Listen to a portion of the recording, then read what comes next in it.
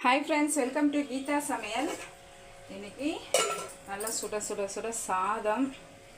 லைட்டா தான் சமைச்சேன் சூடா சாதம் கிளைமேட் நல்லா சில்லுன்னு இருக்கு மொச்சை ஒரு கை காராமணி ஒரு கை ஊற வச்சிருந்தேன் கத்திரிக்காய் உருளைக்கிழங்கு போட்டு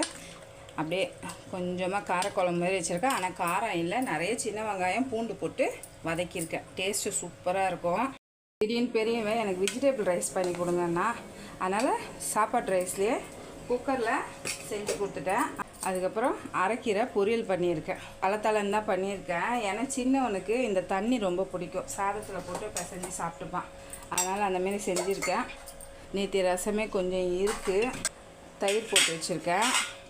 பசங்களுக்கு ட்ராகன் ஃப்ரூட் தான் போட்டு கொடுத்தேன் அந்த ஜூஸு கொஞ்சம் இருக்குது அப்பளம் பொரிச்சிருக்கேன் பழையது இருக்குது காலையில் நானும் அவங்களும் பழையது தான் சாப்பிட்டோம் மிச்சம் பழையது கொஞ்சம்